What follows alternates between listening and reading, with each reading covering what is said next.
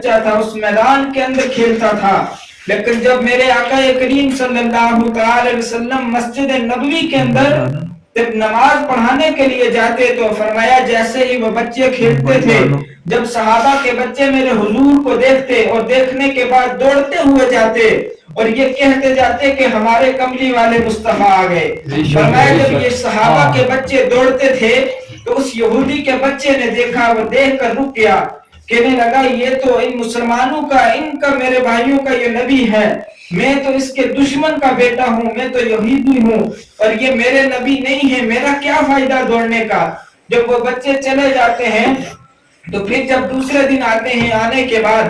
ایک صحابی کے بچے ہیں، وہ جا کر اس سے کہتے ہیں کہ بھائی تم بتاؤ کہ جب ہمارا کملی والا مصطفیٰ آیا تھا تو آپ کیوں نہیں ہمارے ساتھ گئے؟ تو وہ کہنے لگا یار میں تو ان کے دشمن کا بچہ ہوں اور وہ تو تمہارے نبی ہیں تو میرے نبی نہیں ہیں، ہو سکتا ہے اگر میں چلا جاتا تو مجھے دھکا دے کر نکال دیتے یا مجھے برا بھلا کہتے۔ تو اس وقت صحابہ کرام کے بچوں نے کہا کہ اے نادان تجھے پتہ نہیں ہمارے نبی وہ ہیں، تم ذرا اس کے پاس جا کر تو دیکھو، میرے حضور کے پاس تو جاؤ، دیکھنا کہ تمہیں سینے سے لگا کر دعائیں نہ دے تو ہمیں اپنا بھائی نہیں کہنا۔ وہ یہودی کا بچہ تھا، کہنے لگا کہ ہو سکتا ہے مجھے وہاں سے وہ گالی دے کر دھکا دے دے۔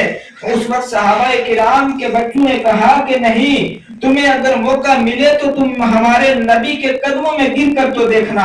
جب دوسرا دن آتا ہے، سب بچے آتے ہیں، فرمایا کہ جب نماز ظہر کا وقت آتا ہے، جیسے ہی میرے آقا کریم صلی اللہ علیہ وسلم مسجد نبوی کے اندر جاتے ہیں تو فرمایا سارے بچے جب دوڑنے لگتے ہیں اور یہ کہتے ہیں کہ ہمارا کملی والے مصطفیٰ آ گئے، تو فرمایا کہ یہ جو یہودی کا بچہ ہے یہ چند قدم آگے چلتا ہے اور جانے کے بعد پھر رک جاتا ہے، اور اتنے میں فرمایا کہ ایک صحابی کے بچے نے واپس پلٹ کر جب پیچھے دیکھا تو اس کو ہاتھ کا اشارہ کیا، کہنے لگا کہ رک کیوں گئے ہو، جلدی سے آؤ۔ فرمایا جب وہ یہودی کا بچہ جب دوڑنے لگا تو اس کی زبان سے بھی نکلتا ہے کہ میرے کملی والے مصطفیٰ۔ فرمایا جب اس یہودی کے بچے کے منہ سے یہ نکلتا ہے تو اس وقت میرے آقا کریم صلی اللہ علیہ وسلم اپنی نظریں اٹھا کر دیکھتے ہیں، اور دیکھنے کے بعد جب دیکھا کہ یہودی کا بچہ دوڑتا ہوا آتا ہے تو فرمایا کہ میرے حضور نے اپنے دونوں گھٹنے زمین پر رکھ کر اپنے ہاتھوں کو پھیلا دیا۔ سبحان اللہ، بے شک